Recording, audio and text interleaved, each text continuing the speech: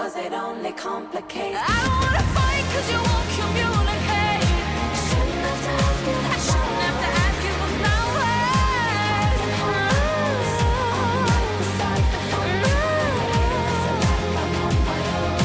I shouldn't have to ask you for flowers. Hi everyone, it's Jen from OT Intuition, and today I've got Logan Blackburn is it with me, and he's kindly agreed to talk to us about his gender transition as a transgender man. So thanks, Logan. Cheers for coming on the show. Thank you for having me. I'm really excited to be here. Yeah, no, it's great. I've had a mixture of guests now, and Yeah, this is actually season 3 now of the amazing. Intuitive Living podcast. Yeah. So this series, I know we talked about it briefly, but yeah, this one is more aimed at either those that are neurodivergent and or queer. So that's, for me, I use that word as everybody, but I know for some people they prefer to use, LGBTQIA plus. It's a mouthful, isn't it? But it's important, and yeah, if there's a preferred word that you like to I use. use the word queer as well because Yeah, I spent 10 years living as a lesbian, right? right. Before I came out as a trans man. And then I'm in a relationship with a cis woman. So I'm like, I can't just be a straight dude. Like that just can't happen to me. So I still identify as queer. Um, Yeah. even though I am a man in a relationship with a woman. Yeah. No, Yeah, that's it's not like I enjoy hearing, you explain that as well, because, and even I was just about to make the assumption that you would just under the LGBTQIA plus, that you would just identify as trans, but yeah, actually that, yeah. you've got that history with identifying as a lesbian, and you also identify as queer. So that's really important. Well, I think our community gives us our roots, and for me, as a kid, I bounced around a few times because my dad was in the services, so I grew up on navy bases, Right. um, which is a different kind of community, especially in the 80s and 90s. It was all women and children. It was lovely. It was like growing up in the 50s. Everybody knew who your mum was, so you couldn't do anything naughty because you'd get told off. Um, Yeah. not like now where like people don't really know their neighbours. You knew everybody lived in every house. Yeah. Um, but yeah, that identity of living as an out lesbian and dealing with how society saw me like that gave me um that sort of cultural influence. Yeah. Well, how old were you, Logan, when you So came out? I mean, I came out as liking women when I was 16.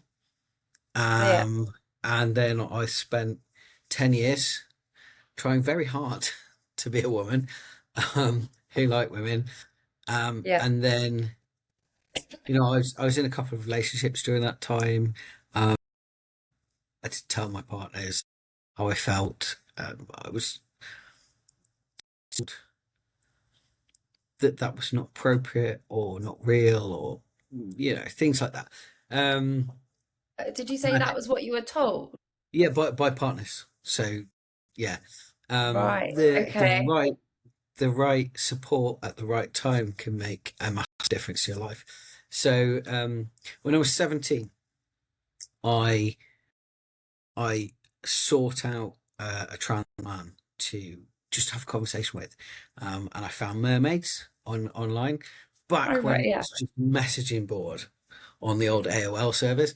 So I put a message up saying, look, I just need someone to talk to, because this is how I feel, and I don't know anyone like this. And a guy agreed to come and have coffee with me. So we sat. We're actually in Bristol, Yeah. And and that in itself is like scary as well, though, isn't it?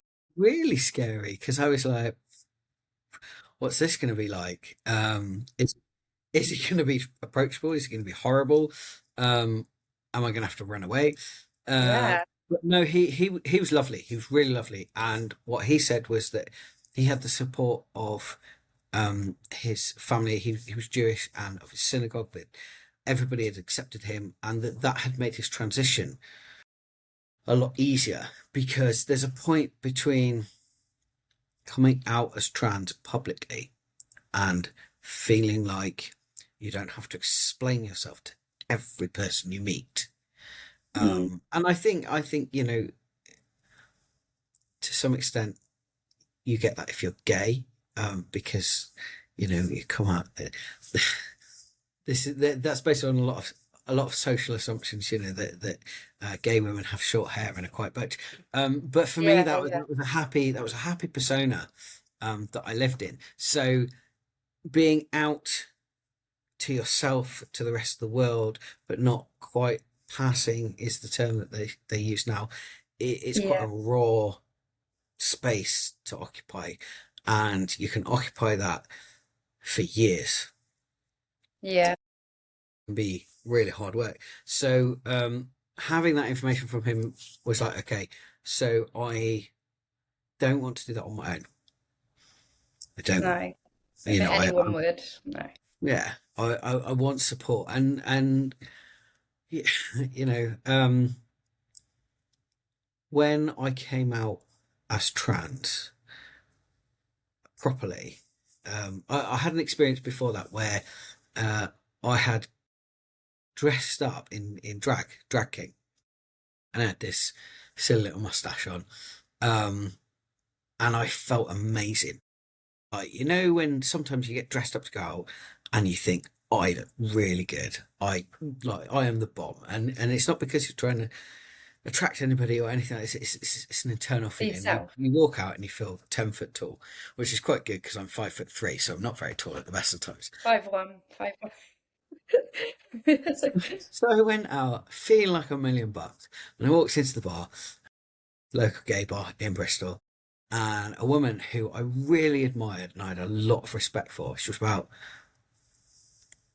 15 years older than me. When I'd arrived on the scene at 16, 17, she'd looked after me, made sure that I didn't get into too many scrapes, didn't get into too much trouble, and would always listen. And there was a lot of older women looking after the younger women coming through, in a really nice community-driven way, not in a That sounds like a really way. nice It was community. lovely. It was lovely. And she took one look at me and she said, "You look ridiculous. You need to take that off." And it was like being shot. I was so cut. I think if it had been almost anybody else in the bar, I wouldn't have cared. I'd have been like, whatever. But from her opinion Meant a really lot. mattered to me. Yeah. So I did. Took it off. Didn't do that again. So I that kind of killed my desire to play around in public, like with the presentation, which was a shame, I think, really. But yeah, I came out to my then girlfriend after she fell pregnant with our first child. We were in the car, and she said, well, what do you want the baby to call you? And I was like, Logan's fine. I don't want to be called Mum. Is that it? I mean, she knows me. She knew me well. Yeah. And I said, I was jokingly, I wasn't joking, but jokingly I said, if I'm honest, I want the baby to call me Daddy. And she went really quiet. And I was like, oh, when you're like, well, I've opened the door there, I can't close. And I'm about to ruin my whole life. And she said, if that's really what you want, then that's something we can do. And that moment changed both of our lives forever. Wow. She accepted me wholeheartedly. I mean, my wife, she's now my wife. We got married 10 years ago. Okay. She still identifies as a lesbian, and that doesn't impact on me You know, some people can't wrap their heads around that, but her identity is her identity, mine is mine. Um, so she did like she came with me to the GP. We went to the GP a week or so later, and I cried at this very young doctor who wasn't entirely sure what to do with me, so promptly referred me to the gender clinic. Right. And I was really lucky in that I hit the I hit the procedure where there was one gender clinic in the country at Charing Cross, but they were taking referrals, and I did get seen fairly promptly. Amazing. Yeah, yeah. You know, I was also super lucky in that every member of my family supported me. They all went, yeah, okay, no problem. My sister said, "Oh, that makes so much sense." I mean, Yeah, yeah. I've got a younger brother and a younger sister, and that was her response. And my brother was like, "Okay, like, yeah, change." it's interesting that yeah, the the comments you get from siblings, isn't Yeah, it? yeah. But for her, she was like, "Okay, that makes so much sense." And the first birthday after I came out, every card I got was a male version. So son, Really embraced grandson, it. son-in-law, uncle, brother. I still have all those cards because like that was just they'd all been lovely, they'd all been wonderful, but that was just like a proper, you know, you're okay, and we love you and we accept you exactly as you are, which makes me really lucky because there aren't many trans people out there who can say, you know, my whole family, all of them, even the really old ones, Yeah, no, just accepted me, that's quite and made the special. switch, And from made the the effort. services, you said Say that again.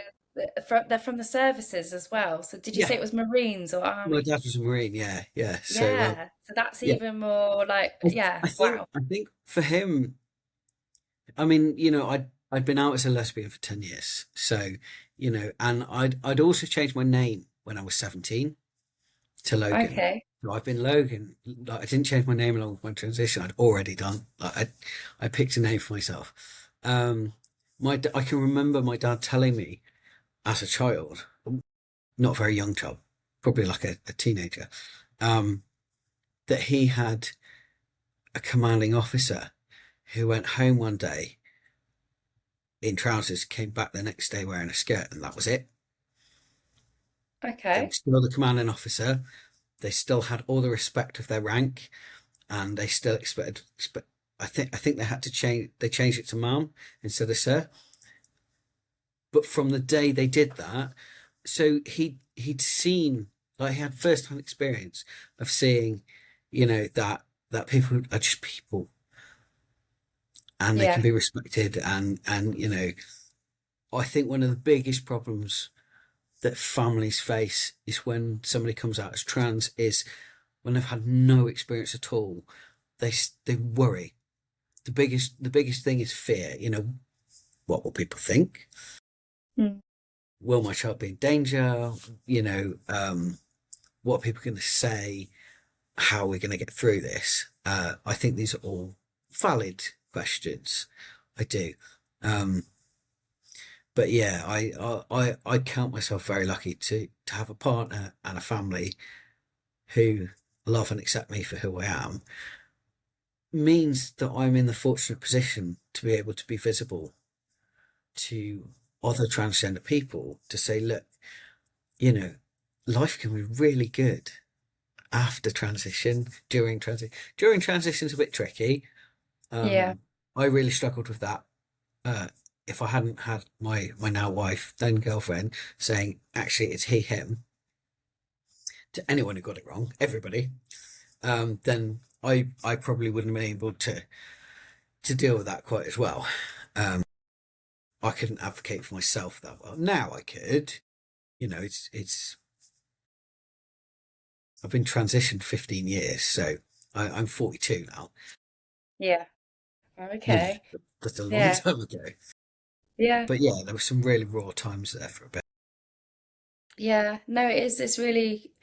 It's. I think the whole. You know, the whole.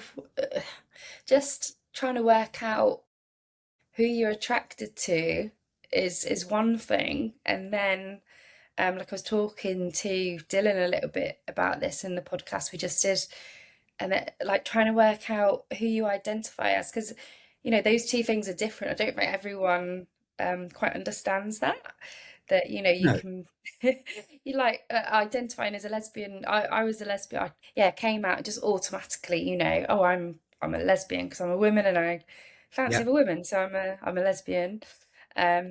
Identified as a lesbian for quite a long time until quite recently, really, maybe a year. I've started using the word queer because it just feels, I can't even put it into words. It just feels more me. Yeah. I mean, I love the word queer.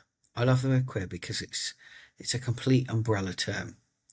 And one of the saddest things I see at the moment is a community divided in itself. You know, there's so much hate towards the trans community, which is such a small community. It's a small part of a small community. Um, and we are divided.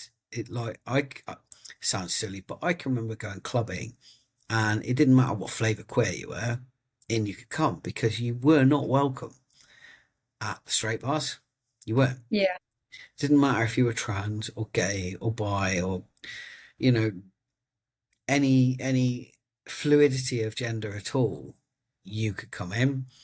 Um, we're a community of excluded people, but those sorts of places, apart from some very large cities, they don't really exist anymore. Um, which is both a good and a bad thing. It's a good thing because it means that we've got a lot of progress and we're not living like that anymore. It's a bad thing Mm. because it's eroding a community that I hold very dearly in my heart. I think I can see those spaces being replicated online with like TikTok, with the younger generation, TikTok and Instagram. They seem to be coming together and pulling together and creating actions. But the reason I use the word queer is because it's all encompassing. I had an experience where I was working alongside someone who I made the assumption was a lesbian woman. I mean, I'm saying assumption because we never discussed it.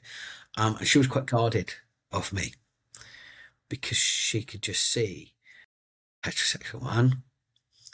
And that shook me like really badly. It made me go, I am no danger. I am really not. And I understand, I lived as a woman in this world for 10 years. I never was a woman, but the world thought I was, so therefore I was treated like one. You have nothing to fear from me. So not last year, the year before, me and my wife got matching tattoos. So Oh yeah.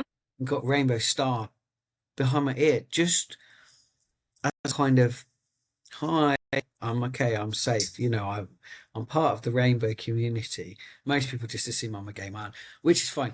Yeah. But it's like a permanent safety sticker for other people, which yeah, that was a strange interaction, and I don't want to feel like that again. Um, Yeah, yeah. I know what you mean. And it's so complex, isn't it? Like you can't really like no one can be 100% safe for everybody. no, Like, some women are like you say, fearful of men, and that's potentially due to their own experiences and potential trauma, and but that's not it's not a reflection of you as someone who, yeah, presents as a man.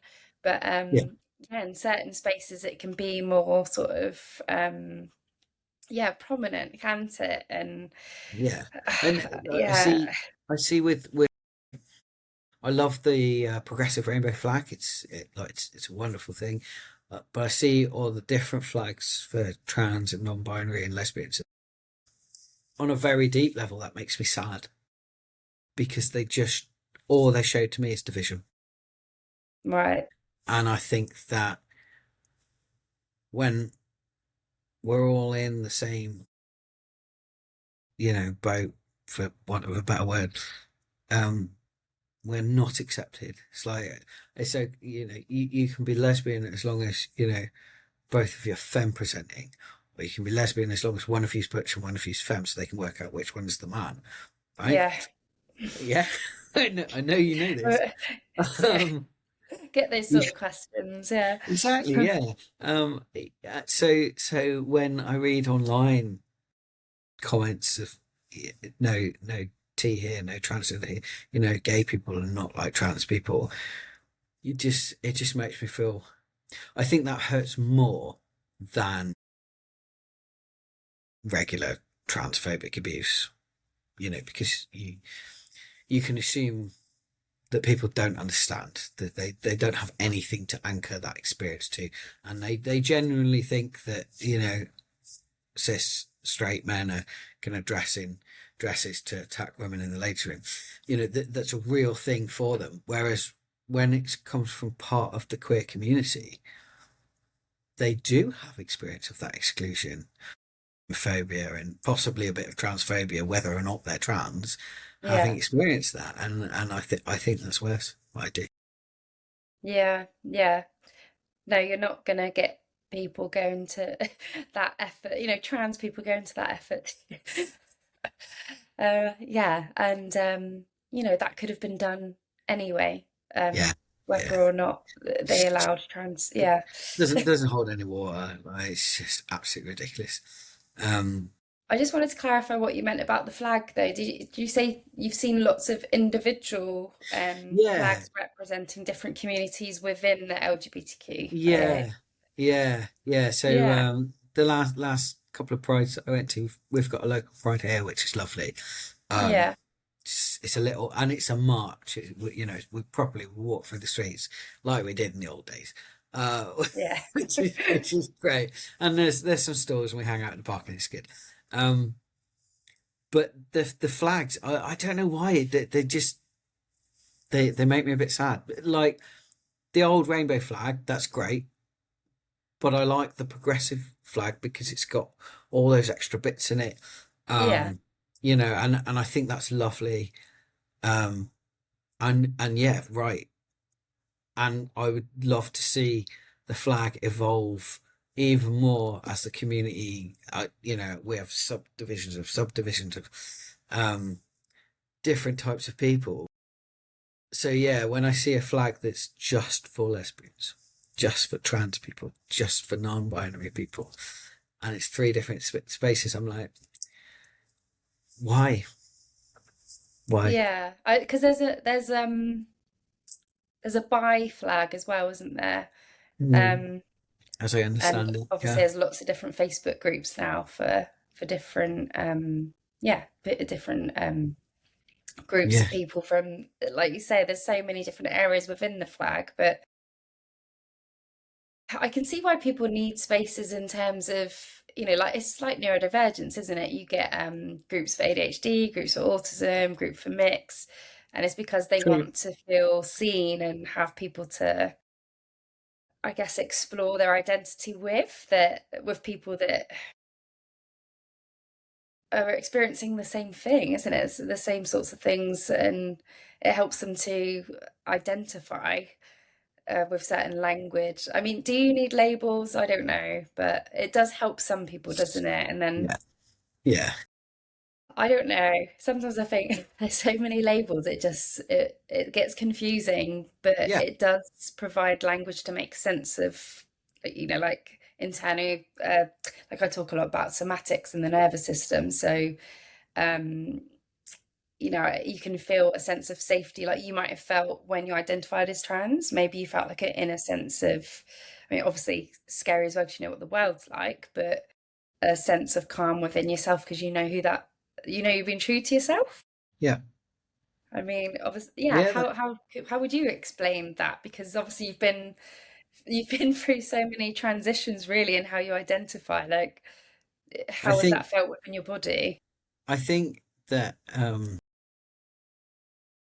it's really hard to see from the outside in. So everybody's looking from the inside out all their lives, right? So I know that I look different, drastically different from how I looked 20 years ago. Um, More different than most people do 20 years later. Um, but inside, I feel like the same person. When I was a kid, I always knew I was going to grow up to be a man, but I didn't identify as trans. One, because I didn't have the language for it, there were no Yeah. labels. It didn't occur to me that a drag queen, there were several very famous drag queens on TV when I was growing up, could be a man transitioning into a woman. That I don't know why that didn't twig, but it didn't. So the reverse didn't twig either. I just knew when I grew up I was going to be a man. I just knew without going through any change because I already was.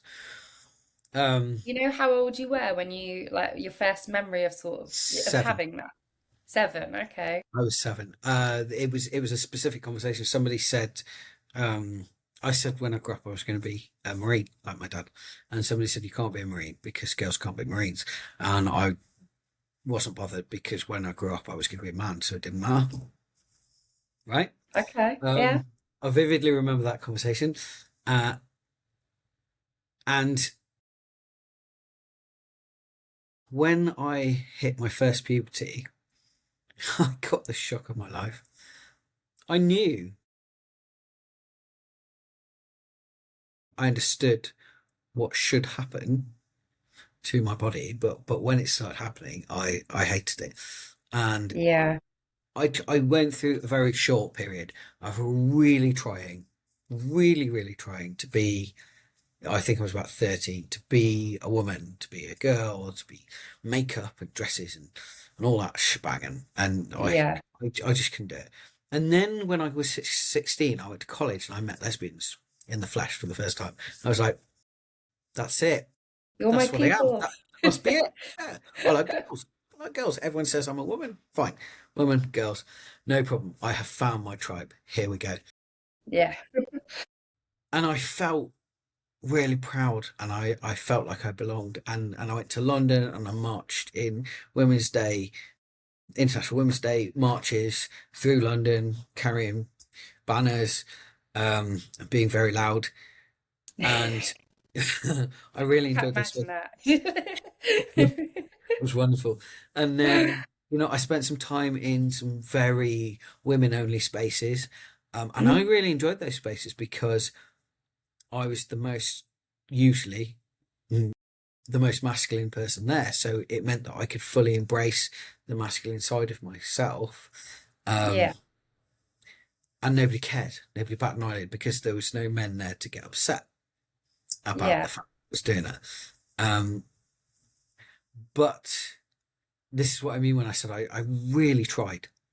I didn't just try and be one type of woman. I tried a full spectrum of different types of being a woman. But Yeah. I wasn't, and I'm not. I really didn't want to grow up to be an old woman, you know. And I'm so happy that when I took the plunge, when I answered the question honestly, I wasn't planning on telling it. I hadn't planned that out. That wasn't on the agenda at all. I thought that, that would be stupid because then I would lose the love of my life and my family to go with it. Yeah.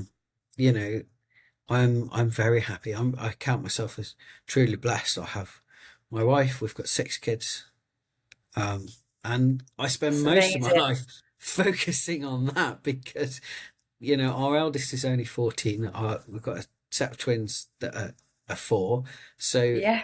on a day-to-day basis, I'm really busy. I don't normally have a lot of brain space left for, you're a transgender man, and actually, this is quite an unusual situation to be in.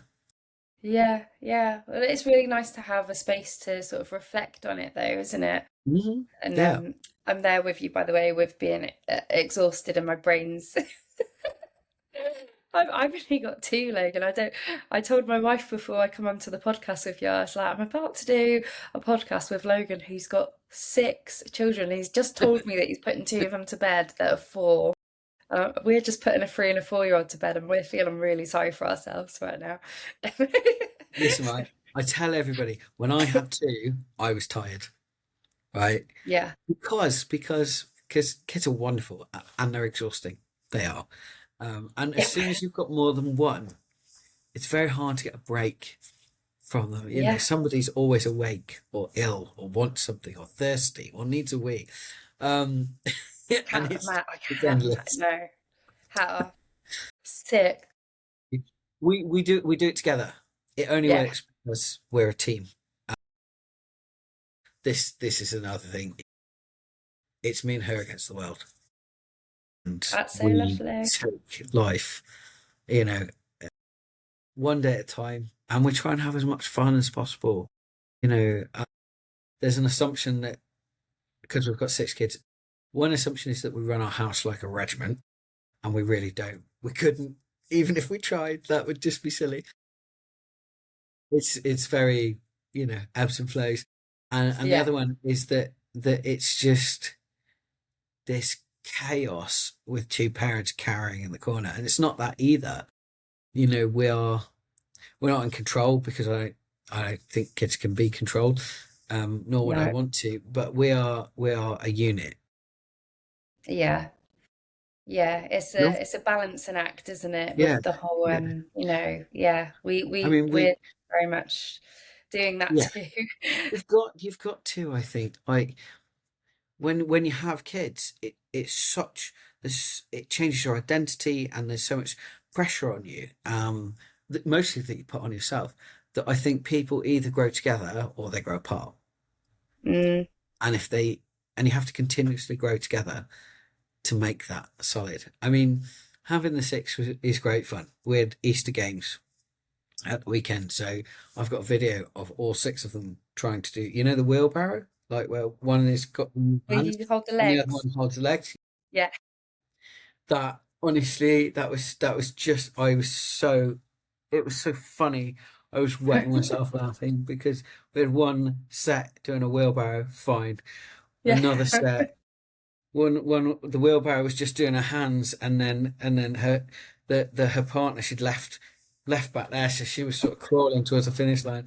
And then the Still going. last, yeah, 11-year-old and 4-year-old, and he's rolling the 4-year-old end over end. Was there any rules? Could they just, No, as no, long no. as you get to the end. Yeah, yeah, absolutely. That's That's one of brilliant. those where you go, right, you have a point for getting there first, you have a point for trying, you have a point for sheer Yeah. entertainment value. You got Yeah. the perfect amount of kids as well to do the I know, wheelbarrows. right? That's It's great. great. Did you do that as a family unit or did you do it with like friends? No, no, just us as a family. I mean, Yeah. we're a party ourselves. There's so many of you, you don't. We're quite lucky. It's not luck. It's deliberate. My wife has some really awesome friends, and section of our kids are neurodiverse, and some of them have got pretty complex medical issues. And Yeah. her friends also have kids with who are neurodiverse. So they started a group for parents of kids with extra needs. Yeah. So she's heavily involved in doing that, and it means that we've got a small community of parents who understand. Yeah. None of them give a monkeys that I'm trans. That's great. Yeah, it is. And it just means that we've got people that we can spend time. We can go to the park in the summer or go to the beach in the summer Mm. and spend time with people who will understand when one of our kids flaps around the beach because he's so Yeah. excited. Isn't Yeah. going to say anything horrible or suggest that I should exert any control over him. So yeah, Yeah. That is the battle, isn't it?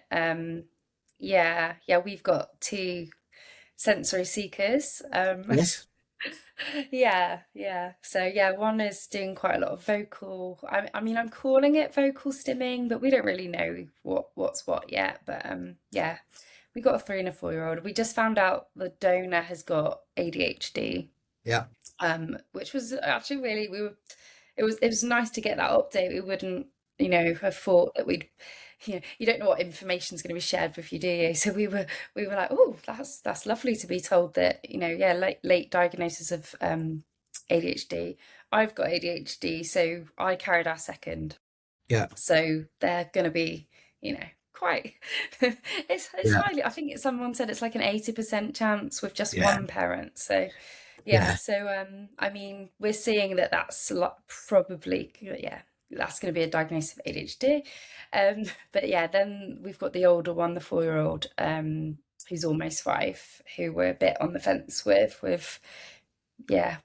what the sensory seeking is and why. But I mean, obviously I'm an occupational therapist, but I'm trying not to like I don't want to overanalyze, as hard as that is. I'm just trying to let them be young It's children. really, And really hard with your own kids as well because you're really yeah, caught between making sure they've got support early on yeah, and not like over-diagnosing. I don't think that's a real thing. You can't overdiagnose because you can't diagnose something that's not there.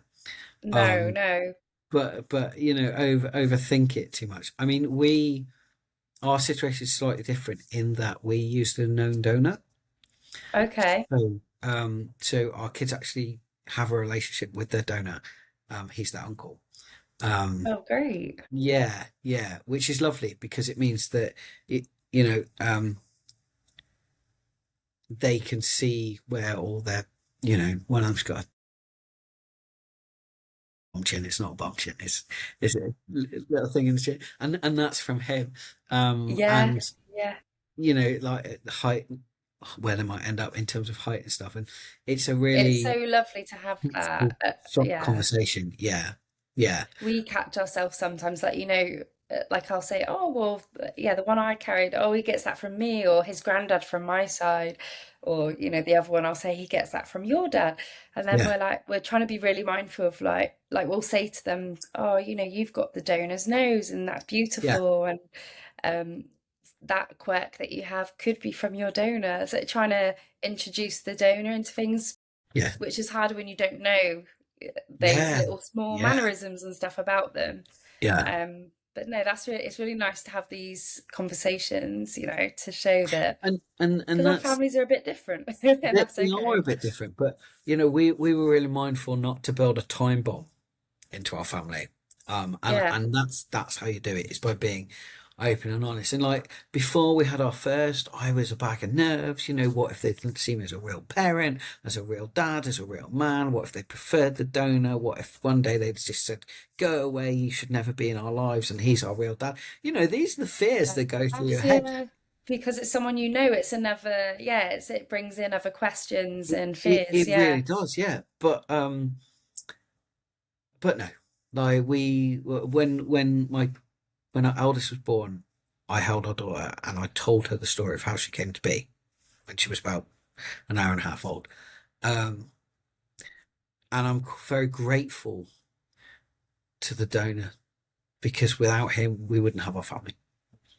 yeah, We just wouldn't there, or it would look very different. And he was ideal because he's got kids of his own. Didn't doesn't overstep, but loves the kids anyway, and that's yeah. really nice. That is. But Did you yeah, know them already before choosing them? the donor, yeah, Yeah. yeah, no, he's actually my sister's husband. He's actually that. Right. Yeah, yeah. Oh, okay. Oh, So wow. we didn't ask him. When we decided we were having kids, and we started looking for a donor, I talked to my sister quite regularly, chatting away on the Yeah. phone. He said, "You do know you've got another option if you wanted it." And I was like, "I've got no idea what you're talking about." He said, "Well," and said his name. He said, "He's quite happy to do it for you." I was like, "What?" He said, "Yeah, yeah, we talked about it years ago when he realised that if you wanted kids, that was something that you would need. He's always said that he would do that for you." I was Wow. like, "Oh, right, I didn't know that. Thank you." And then we talked a lot, like the four of us, the two couples. We talked about everything and anything. Um, like how's he going to feel? A kid that looks like him, not being brought up by him. Um, Yeah. we signed a four-way donor agreement. Yeah. Um, and yeah, it's fine. It's fine. It's really important to have those conversations. No, it's the right thing to do, because I think to know where they're coming from when they're offering as well, isn't it? Because it's Yeah, it's lovely of someone to offer, but you want to know where that's coming from, and Yeah, I mean, um, like yeah, like you say, how they're going to feel. there's some. I think I maintain that a donor should always have had his own kids, or at least had a child, so that they Yeah, like if you're in a known donor situation, I don't mean anonymous donation, that's completely yeah. different. But in a Don't in think I don't think ours I has don't think it it. matters then. But in a known donor situation, especially when you're intending to have contact with a child, you have to understand where the parent boundary is, and Yeah, he knows where that is. He's never overstepped that, and it's lovely because not just having him, but like his siblings and his parents, and being able to say, oh well, you've got that trait, or you might look like that one. yeah, Going back a little bit further, yeah. And it it has the added bonus in that my sister's kids and my kids are actually related. yeah, yeah, Um, yeah. which is it feels like a bit hillbilly sometimes, because like, I but think no, it's it's lovely. really, yeah, no, it's special, and it's like, well, other people would, if you're in a heterosexual relationship, like you have those sort of connections, so why should we be deprived of that? Exactly. You're getting to have that same, like you say, just those little mannerisms and quirks. It's really nice that you're able to have that for them, isn't it? And not even just for you as the parent, but for the children. And Yeah. like, I can't wait for we haven't started reading the I've Got Dibs book yet, but I can't wait Like, to tell them about like their donor siblings and yeah. stuff, because like me and my wife Lisa, like we already know about the other families, and we've seen pictures of the other children, and we can see, the resemblance in them Yeah. all. It's weird because you almost like love them all a bit. Yeah. Although I mean, it's not weird because they look like your children, but yeah, you do. You just have this love for them because you can see your own children in them, Extended and I want families. that for them. I mean, we've got an Alexa TV, which means that our photos show up as a slideshow. So if the Yeah, TV's not on, it goes into standby, and it'll show us random photos, which is lovely because it means that making sure that photos for everybody are in that mix means that even yeah, before they understand, you know, to walk and all that bits, oh, that's nanny, or that's your donor, or and yeah, it really normalizes the conversation rather yeah. than sitting them down at 16 and saying, hey, I've got something to tell you. Yeah, I think no, Yeah. it's good to like, it's like drip feeding these little bits of Mm. information, isn't it? Yeah, Yeah. we've got the donor conception network. They do like a series of books about how they were made.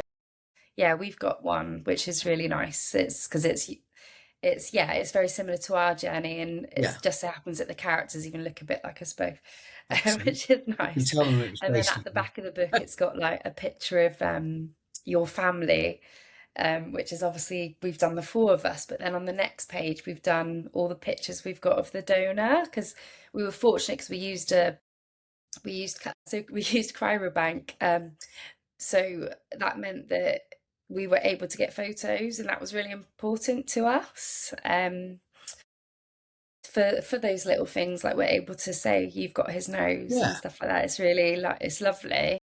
And we wanted them to be able to see what he looked like. So we couldn't get that with the London, London Sperm Bank, which some of our friends have used, and they get a lovely pen portrait and all those things, and they weren't worried about the photo. Whereas for us, it just felt really important, so much so that we were willing to pay, for Yeah. ordering it and having it come through customs and all that stuff. I mean, there's Yeah, just and more there's medical a lot. history as Yeah. well. Get more Yeah. medical history. Like there's a lot of donor conceived adults now, and Yeah, the story they tell is, we want to know our roots. yeah, Which is a reasonable thing to ask. I think, most people do want to know their roots. yeah, If that's if there's unknowns about where they came from, or who they came from, or how they came to be, then most people want to have that question answered. Yeah, So yeah, you're like, I think it's really good that you've done that for a yeah, photo, for a bigger medical history. I yeah, think it's great. yeah. It's all the things we have to think about though, isn't it? And that's why it's nice speaking to different members of the community as well, because all our paths are still different to parenthood. Yes. So, it's yeah, no path is the same, and you can't just assume that someone's done things the same way as you just because, maybe they're another lesbian couple or whatever. But even within our own community, which a lot of our friends are lesbians, won't lie, um, even their paths to parenthood have been different, potentially because of like medical issues that they've had. Or we've got another friend like fear of white coat syndrome, so they don't want to go through IVF because it's quite a scary Yeah. experience. So you obviously you chose a donor that you knew, but you still, I'm assuming, would have gone through either IUI or IVF. Yeah. We did at home insemination. Yeah. Oh, okay. That is IUI, isn't it? Yeah. Yeah. I Yeah. can't remember All what these IUI weird stands names. for, but Yeah. it means at home. Yeah. Yeah. At home. Yeah. So, oh, okay. Yeah. And did that take a long time? The first one took a year. The second Yeah. one took 2.5 years, and Okay. then Yeah. Oh, really? yeah, Oh, wow. yeah. Okay. I mean, we've got a set of twins, but obviously they took a year to come, but the closest ones are 17 months apart. Yeah. Yeah, Wow. 17. 17 months apart. 17 months apart. Yeah, Okay. because we thought it would take a bit longer. Yeah. Yeah.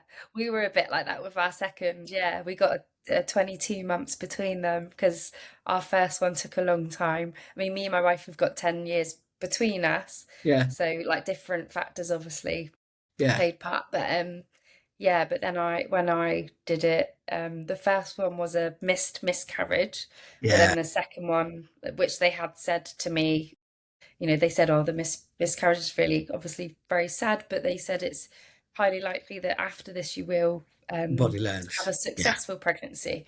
So yeah, and that was the case actually. Yeah, I don't know if I had one negative and then a positive, or so I had I'm trying to think how many embryos I had. Four. No, it was, yeah. Second one was positive and took, yeah. So I've got Wow. two left, but I don't think I want any more. I So, think yeah. everyone's got a number, you know. Because some people say like, oh, you have two, and that's really like really bloody hard. But then they're like, if you keep going, you then get to a stage where you don't really notice. No. Just Gateway child is number four, right? Once you yeah, have number four, everyone starts treating you like you're a big family. So I right. think you can go from 4 to 20, and it doesn't really make any difference. Yeah, okay. Okay. Yeah. We've had a friend that's gone to three.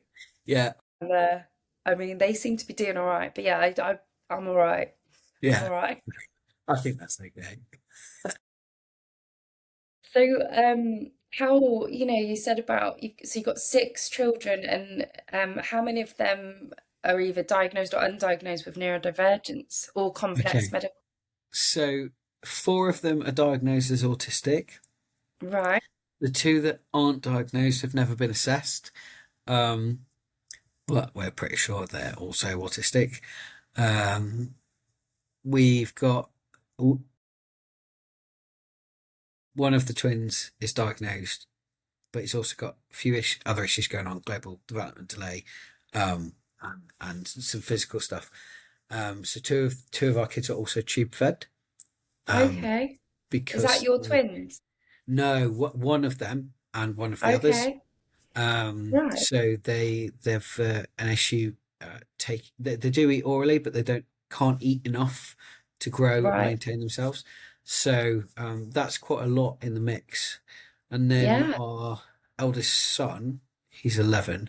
He's also diagnosed with ADHD and Tourette's and Pica. So that's interesting. Okay. Yeah. So Yeah. we're a whole ball of neurodiversities and Yeah. health things. My wife is late diagnosed. She was diagnosed last year as autistic and ADHD. Okay. I am blissfully ignorant of whatever I am. Yeah. Yeah. Have you ever wanted to be assessed, or are you not really worried? It doesn't make any difference to me. So Yeah. I have no desire to be assessed. Um, No. No, that's and yeah, that's but completely yeah, valid though, isn't it? Everyone is some people want to be, and I guess if you want to have medication and things, it's needed. But if you are happy with how you are and you feel like you manage life as you yeah, are, then that's okay. yeah. And I mean, like for our kids, that's a whole bucket full of extras on top of having a trans dad and a lesbian mum, and there being six of them. There's quite a lot of other things in the mix. So, life is Yeah. busy day to day with that. Um, we Yeah, don't but really get, you're doing a great job with all of that. And it they're happy, and that's the point. sounds like everybody's happy, and you're doing the best you can, and Yeah, you've got a really nice community around you, and that's, for mental health, that's like one of the most it's important vital. things. Yeah, yeah. I Just think for the tube feeding, do you know why, I'm just interested, do you know why they're not consuming enough food? Is that related to another medical condition? we don't know. We don't know. No. They're under an excellent consultant paediatrician at the local Hmm. hospital, and have been since they were born. But they just can't. It's yeah. There's there's a question mark around ARFID, but it's Okay. not. It's it's probably not ARFID because um, there's no reason that they're being restrictive. Like they've got sensory issues on top. Some Yeah. food is is yucky, um, and Yeah. can't eat. Um, but we think there's other things going on there. There's investigations are ongoing. Is probably the best way to put it. But like Okay. it just changes the dynamic a little bit because you have to be mindful of having the equipment and being able to do a tube feed wherever you go every day. Yeah. Yeah. Yeah. How many of those are you having to do a day, like per child? So over the day, over both of them, we do.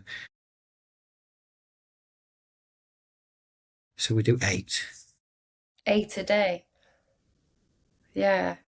So, But and yeah, yeah, because obviously you don't want to be restricted to having to stay at home as well. So you, no, and like we're not. There's some accident. The pump is about this big and it fits in a specialist backpack, so yeah, we can on the go yeah, wherever we are. But there's with our little one, it's wherever we are, it's fine. But with our older one, she's 9, so there's a bit of she doesn't really want to be in public. People asking and looking and asking questions. yeah. Children's curiosity is one thing, but adults can be a bit tricky to deal with. But yeah, I mean, I've got I drive a minibus. Oh So dear. yeah, when You literally when we are a whole team. when we knew that number 5 baby was actually number 5 and 6, I convinced my wife to let me buy a minibus. Brilliant. And we got a 12-seater and ripped 2 seats out, so we've got a 10-seater car with a Yeah, massive space at the back. amazing. Do you take that with you to festivals and that as well? Yeah. We go everywhere. And it means that we can be mobile. We can go to the beach. Where we are is very landlocked, so it's an hour and 20 to the nearest beach. But it Right. means that we can go and make sure we've got everything we need to do that to go with us, which is great. Amazing. Well, And I did you mean, get a formal diagnosis of picker as well? yeah, for him, yeah, Yeah. Yeah, yeah. because that can sometimes be quite tricky to diagnose as well, can't it? Especially if there's It potential can, ARFID as well. but so he's not one of the tube fed kids. Um, Yeah, it's easy yeah, to get. So the picker he's child was that the 11-year-old? yeah, he doesn't have any eyebrows because Right. he pulls them and eats them. So that was quite clear that Yeah, he has Pika. And uh, the plaster on a wall, he picked that out, really. which is interesting. Yeah, Yeah, does it so sensory needs wise, that doesn't hurt pulling the wow, yeah. No, that's yeah, that's quite a clear sign, like you say. I've had some children, yeah, no, 'cause I used to do equipment adaptation, so sometimes they were just eating copious amounts of mud and grass in the garden, so we'd put down like a park flooring, yeah, but sometimes they would even pick that. So yeah, yeah. it's really hard to, And that's the thing. It's like, with the holes in the walls, like I can't fill them because the filler is toxic. yeah, Like polyfiller and that, it's toxic. Whereas the plaster, although it's not ideal, there's nothing hazardous in it. So yeah, it's got a few holes in this room.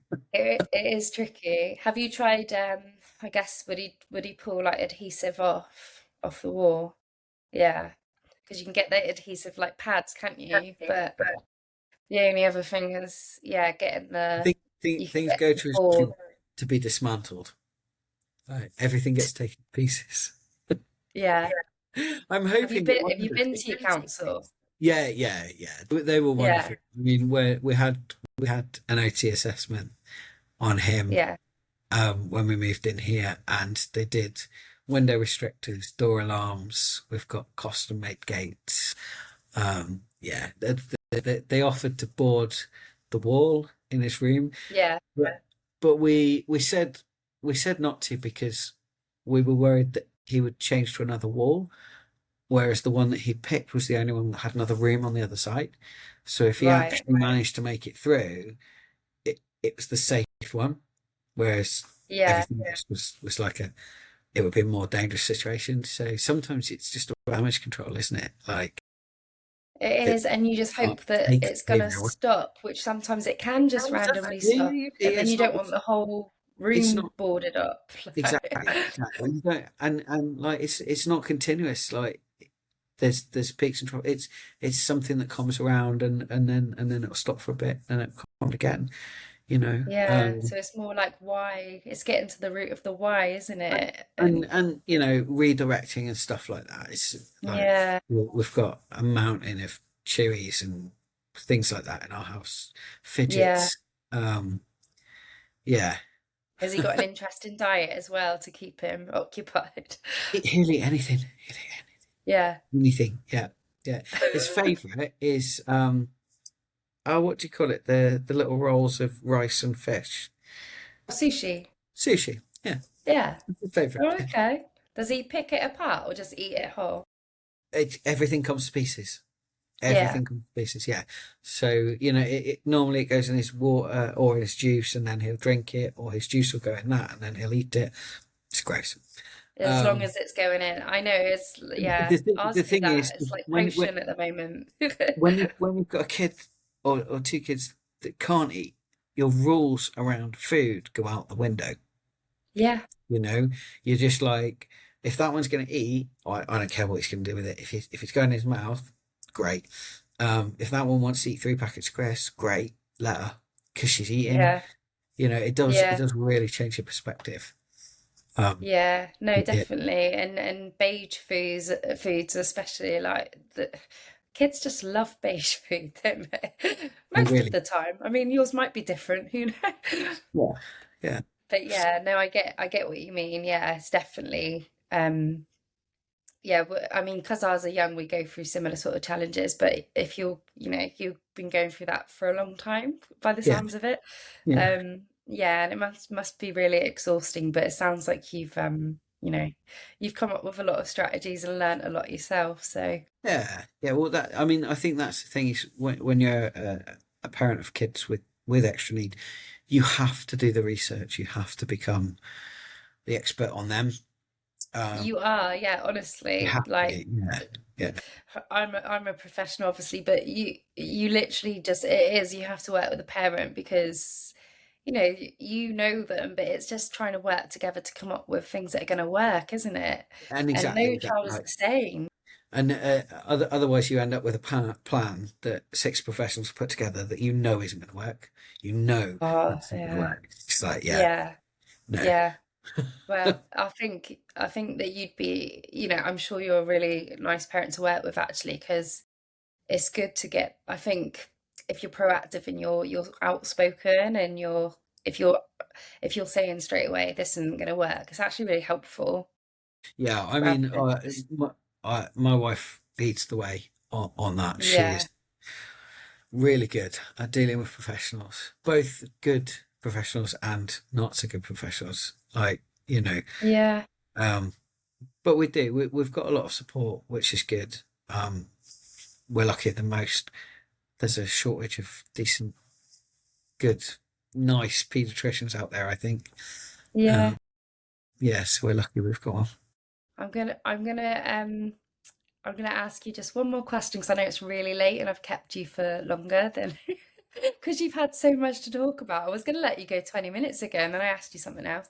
You do. Um, if you Go on were to then. give a One more question. message to someone that has maybe lived similar experiences to yourself, and that can be, it doesn't have to be about your sexual or your gender, it can be about being a parent, your children, Yeah. any message at all that feels important.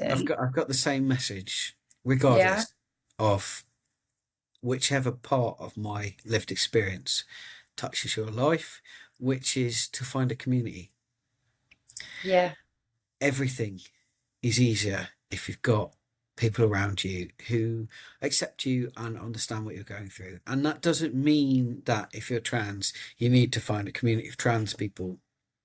They will have a slightly better understanding of what you're going through, but people who understand and respect you, that's the thing that you need. So whether you're parenting a child with extra needs or you're questioning your gender, community is the way to go. thank you so Okay. much for your time. Thank you. Thank you. It's All nice to right, talk to night, you. Logan. Thank you. Bye, bye, bye.